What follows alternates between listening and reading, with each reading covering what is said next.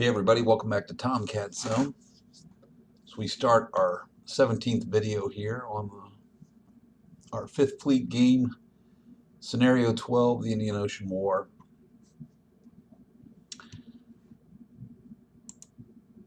Alright, where we left off.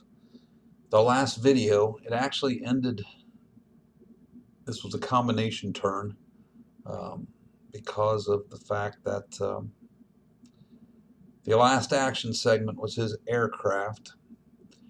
And then it went right, because we did it as face-to-face, we did his air action and then started a new game turn, did the setup for the afternoon cycle, and then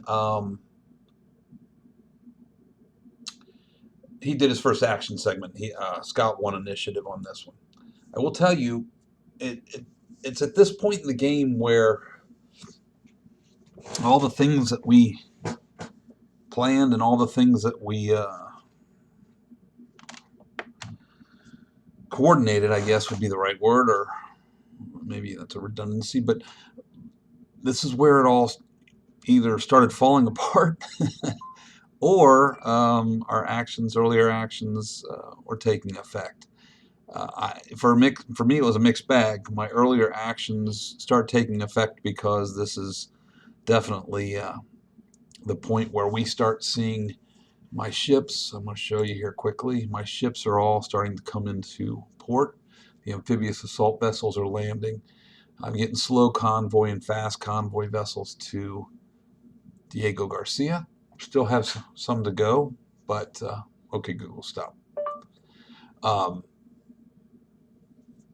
lot of amphibs left to land and still some slow convoy vessels to get to Diego. But point is, these plans that I had made to move quickly and directly towards the objectives is paying off at a cost for certain, though. As we look at the kills on the next screen here, just the number of frigates that I've lost, local patrol craft, destroyers, lost the Clemenceau. It's been a hard road to hoe there, but we do have some equal kills for our efforts here, which is good. I'd like to see more nuclear subs of his on the bottom of the ocean. We'll see what happens by the end of these next few turns. But as I was saying, though, this is where it starts to come apart as our vessels are starting to unload their objective vessel, their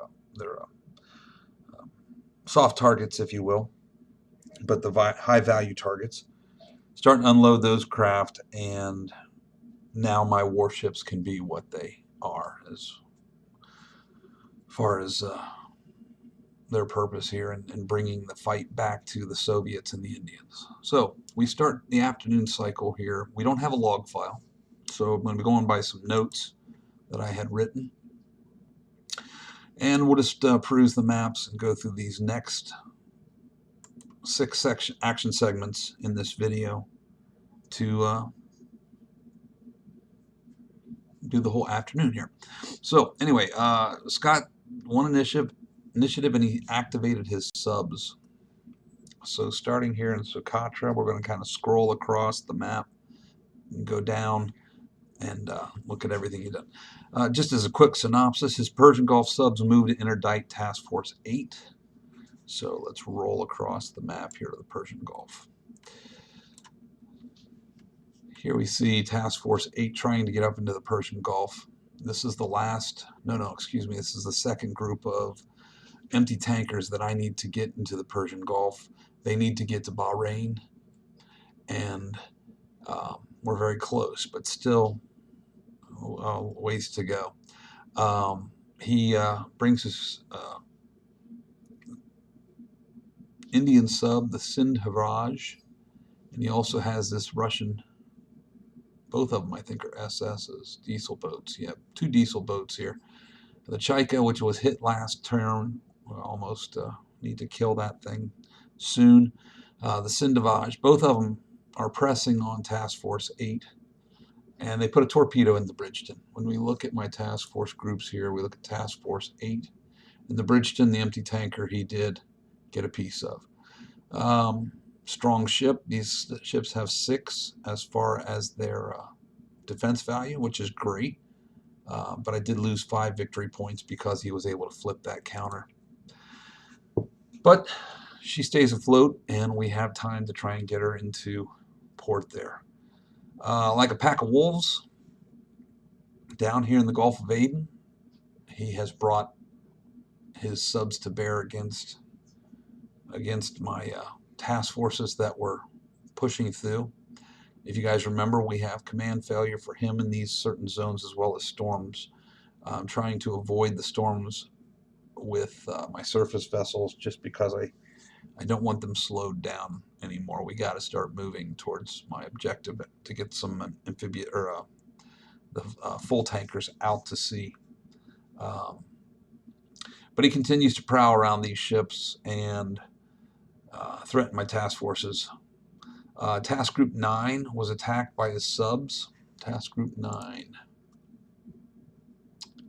Here. Task Group 9. That was down in the Chagos Archipelagos. We'll scroll down the map. Right here. So Task Group 9 was attacked, and he sunk the fast frigate Williams. U.S. fast frigate was killed. The Sprague was damaged. He's just got these noisy nukes, diesel boat and nuke, moving around my fleets, and although I've damaged the Shuka, I haven't been able to kill these things, and that is a necessity because I want to get those slow convoys to Diego. They're so close. Hate to lose them. Lastly, with his actions, we come over to Sumatra, and again, you can see his subs swarming around my carrier task group. And another escort ship was killed in that group. Let's bring up that task force.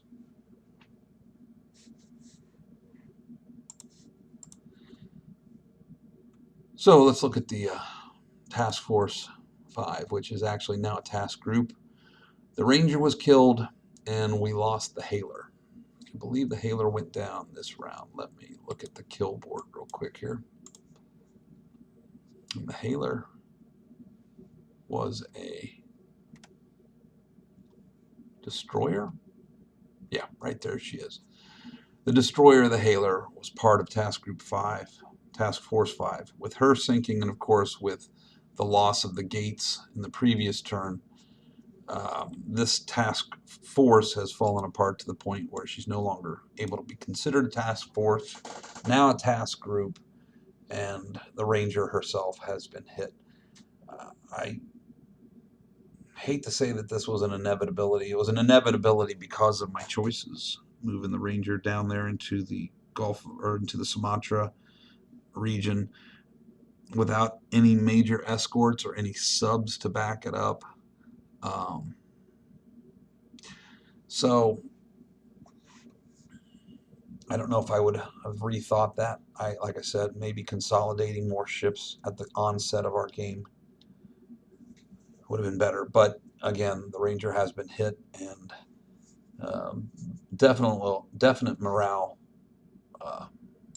killer for me there when he hit that. The last point of interest on this map is the death of Salalah, which is an air base up here. Again, Ras Karma hit the air base, destroyed it. It was actually done last turn. I think aircraft was his last action segment in the last turn. Yeah, now that I remember our last video. He hit Salalah, killed the base, and with it the Omani aircraft as well as some US P-3 Orions. So that was pretty much everything he was able to achieve with his subs. Not good stuff. We talked about the Hewitt and the Anzio being hit in this group, and of course the loss of Task Force 1, which was the French. Still, the Dougray a Duguay is sitting here, and pretty strong destroyer. If I can group her up with one of the other task forces, it could still be an effective ship in our game here. So anyway, let's bring up the next map. All right, as we continue here, we do have a log file, so we can watch my actions as I take on the next action segment here, and I go with aircraft. Had a lot of luck with air so far in the last series of action segments. He finally moved his Tbilisi close enough for my F-15s here in Dubai to be a hammer against his combat air patrols, which was great, in tandem with Abu Dhabi's electronic warfare aircraft and the Mirage 2000. And he still has his ship positioned there. So let's see how my aircraft take advantage of some of these things on this turn here. So going to start with my sub hunters. So off of the Enterprise, my S3 Viking launches to attack the Kotov, and I roll a 4, no dice. She lands back on the Enterprise, and from the Ranger, we launch her S3 Viking to try and kill the Skortsov, and we roll a 0. These low numbers that I seem to always roll keep falling in not in my favor, certainly in this respect. We'll see how it plays out in other respects, though. Good for me. The Singapore Orion launches and flies over to Georgetown, picks up the other Orion. They fly north, and they try to hit the Skortsov, and with a 5, no effect. They return to base. So, once more, my vaunted technological wonders of the U.S. Navy fail to come home with anything of substance. Now, here goes the big one. F-15s launch out of Dubai. Again, fly over Abu Dhabi and mate up with electronic warfare and the EA-6. If you'll notice, he now has every one of his aircraft on station, on cap, off of the Tbilisi. So his MiG-29Bs are in interceptor role. He's got his electronic warfare up. He's got his helix. Every asset he can put up over the Tbilisi to counter me is in place. It's going to be a fight, man. It's going to be cool. So my air units join up with the F-15 squadron, and the Mirages are in the bomber role. They fly south. Okay, from a 2 range. Okay, again, I assume at this position his jets would jump out to attack me. That's the closest I can get where his jets are at full strength. So it says here I have 1 to 2 odds. With my 18 strength in my F8 or F-15s, and his strength being 613, I have 1 to 2 odds. He's the attacker. I am the defender. We look at the air-to-air combat chart, 1 to 2. We both have an electronic warfare aircraft. So in essence, my negative to the roll is negated by his positive to the roll. +2 to the attacker, -2 to the defender. We net 0 there. So bottom line, I've got a 3 or no, a 40% chance on this attack that I'm hoping for. Anything 5, 6, 7, 8, or 9 that I roll at this point is going to send, well, even a 4. 4 would send me home, but higher than a 5, and I'm taking steps of damage on my F-15s. So this is a risky one, but I'm doing it. So your attack roll was 7. No. I'm hitting the dice. I'm not hitting the, let me pull those. This would be, okay, let's continue. So again, I assume the cap standoff. Okay, I was just rolling the dice by accident. The next click here is his attack roll with a 3. And the 3 on the roll here is a 0 return for the attacker. Anything to the left of the slash is the attacker. And that's fine with me. I don't care if I get steps of damage right now. I just want his aircraft out from over his ships there. And so, well, there you go. Okay, the sucky rolling of low numbers finally pays off again. So, boom, you're RTB'd and I can continue my mission. So, he has been landed, RTB'd on his deck, and my bombers continue their course. All right, I've got a Mirage, and the Mirage has a total of 30 points of bombing value. And how I do it is I say, I'm going to put 25 on the Atlichny and 5 on the Stoichi. You are +2 for task force is negated by my electronic warfare aircraft. So bottom line is there's no plus to his die roll when he makes his defense roll. You have a 24 area air, and the Atlichny has a 6 close air, and the Stoichi has a 36. Your defense rolls 7. Great, I say. That's a lovely number. That's sarcasm. So the 6th defense bomber makes me roll for the first attack potential damage to my bombers. Okay, so he got a 6 result, which is over 4. Anything 4 and greater could potentially blow or hit my bombers as they fly over. I roll on a dice. Odd, the aircraft is hit, I believe it is. Put my glasses on here. Yeah, no, odd results mean my aircraft are unaffected by his air-to-air, anti-air guns there. And I roll a 1, so my Mirage is not affected as it flies over to bomb. That's cool. Okay, then the second defense result is a 7, which is an auto step of damage. All right, so let's see what happened here. Okay, for the task force, your defense roll 7. I said great. Okay, so let's see what happened here. When we go to the CRT for his defense roll, now granted he does not have a +2 because of his task force, but he rolls a 7 on the attack column, and his defense scores were, you have a 24 area air, and the Atlichny has a 6 close air. The Stoichi has a 36.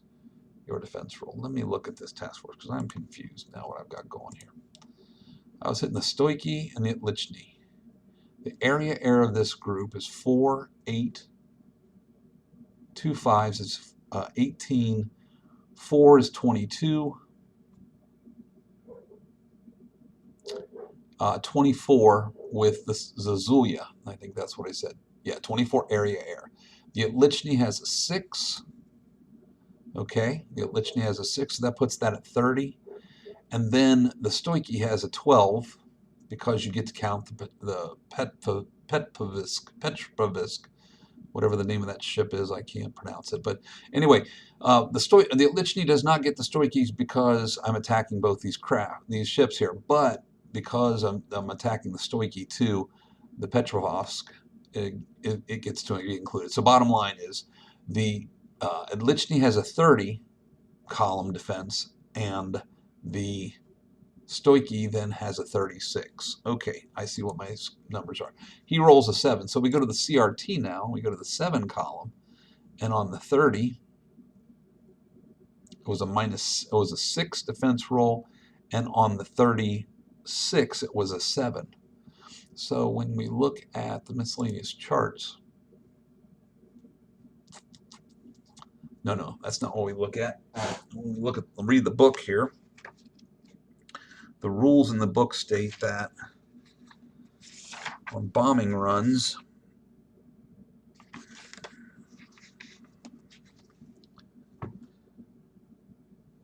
let's see here, excuse me, I'm just finding the page. Here it is right here.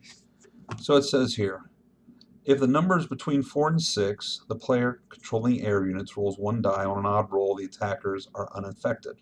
If the number is 7 or more, the player controlling the air unit rolls the dice twice. Even and odd results, each die roll affect the attacking air unit is described above. For each even result, the enemy player flips a fighter, bomber, or bomber air unit and may eliminate an air unit. So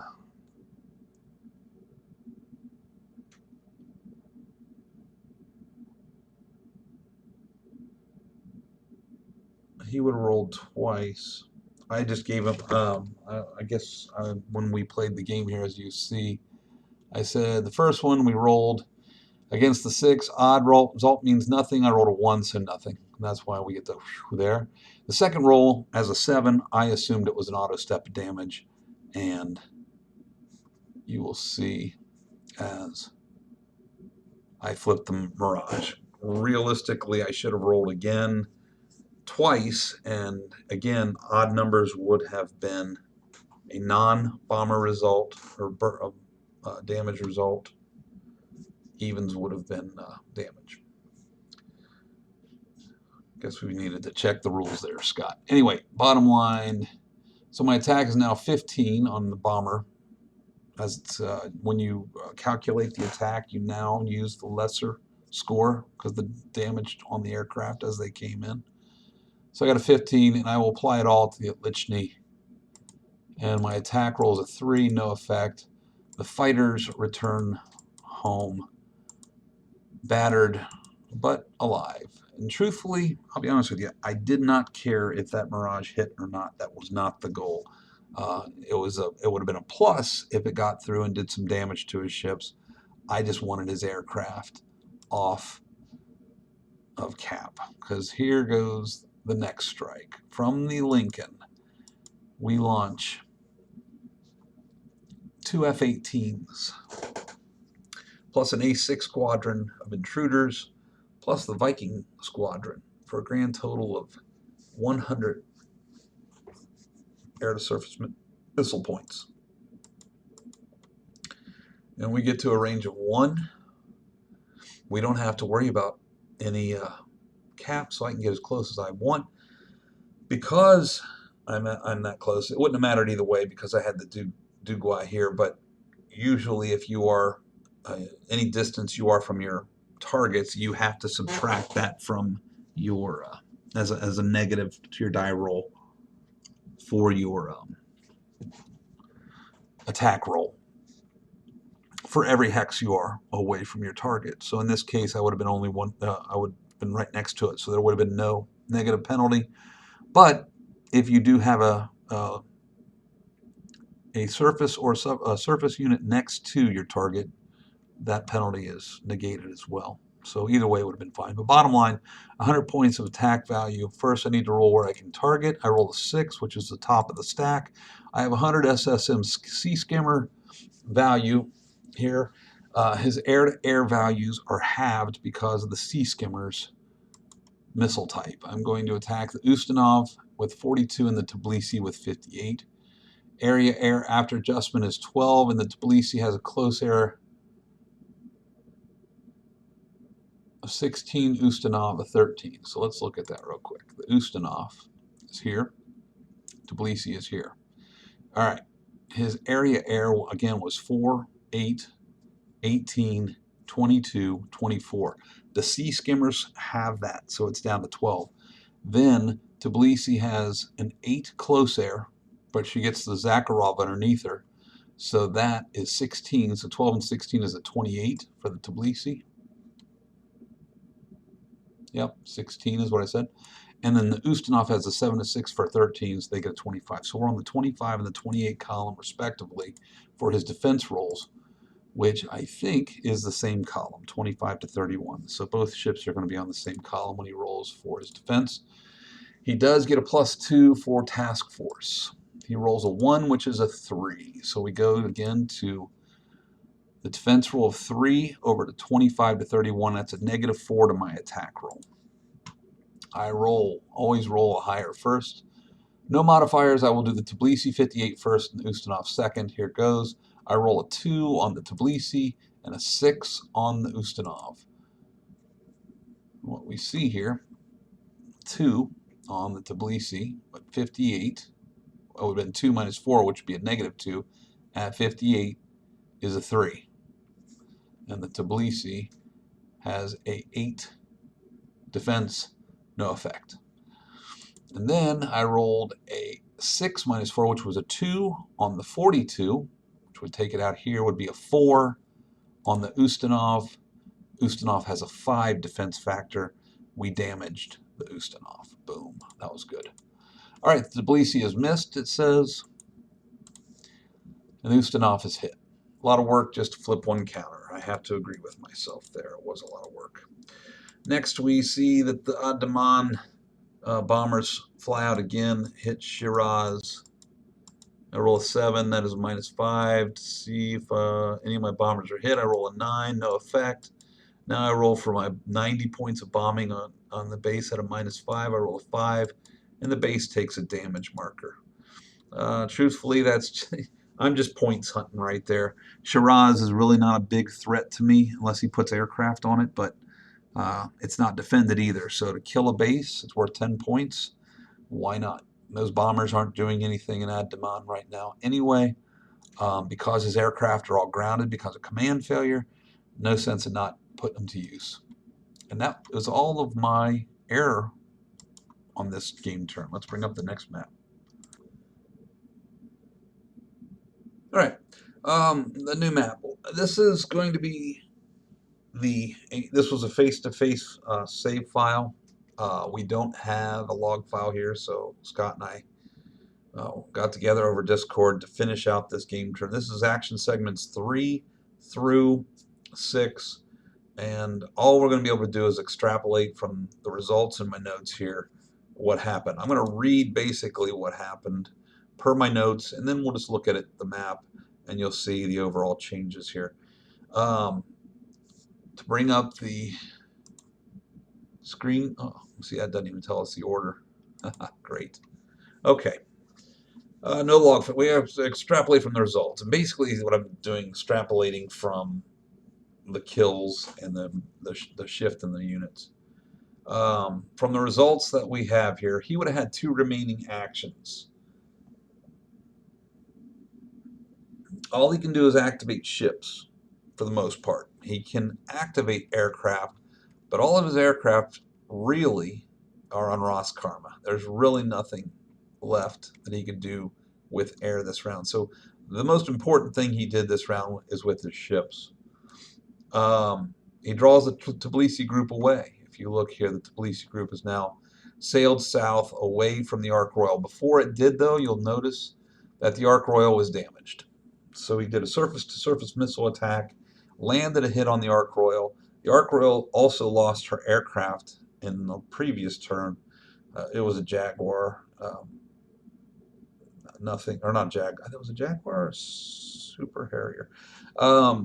Harrier, maybe. Anyway, the Ark Royal's aircraft had been RTB'd, and there was nothing there. Anyway, he did attack, did hit the Tbilisi group, did hit the Ark Royal, and then pulled away from the Brits and my U.S. aircraft carrier group there. He does land his slow convoy ships in Ras Karma. Task Force 2 was right here, so when we look, excuse me, Task Force 3 was his group that was heading for Ras Karma. I really had nothing to stop him with. As you can see, Task Force 2 is here, and it's sitting idle, which is great because those ships, as long as they're not in any port, he's not getting points for them. He's got them hidden under his air coverage, and that's fine. Whatever he wishes to do there. Needless to say, he got 40 points here. Got the convoy vessels into Ras Karma, so that was good for his efforts. In the south, his fleets pressed the attack on Task Force 5 in Sumatra. And this is kind of where we see the end of things down here. Task Force 5. Oh, no, excuse me. His task forces are still bogged down in the storm zone here in the Bay of Bengal. One thing we do see with my Task Force 5 though, is I was able to bring in some of those patrol craft that were in Task Force 13, maybe 9 or 7. One of these groups, I merged them together with Task Force 5, Task Group 5, to establish a task force and thus get the +2 defense as a task force. So that was a little bit of a positive. There was a task force or task group over here of those patrol craft. I just brought them down, merged, brought the Task Force 5 up to try and get away. I don't know where I'm going to run these guys to. They've got a speed of 3 now. They're not going to get far. He's got so many subs around me, and he's got 2 task forces. The closest help I've got is the Enterprise, and she's clear up here by Diego Garcia. So nothing's going to help. This is just a, just a run to see how long we can last. Let's see, what error he did muster this round, I don't show any evidence of anything major happening. With my 2 remaining activations, I would have had subs and surface. Go back up here. I pressed Task Force 2, 3, and 6 into the fray against the Tbilisi group. So Task Force 2 was the Ark Royal group, Task Force 3, and Task Force 6. Just moving them closer around the storm zone to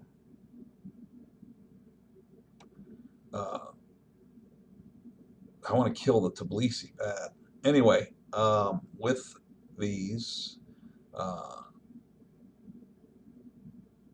let's see, I have my notes. Task Force into the fray against Tbilisi and his subs. So we're attacking his subs as well.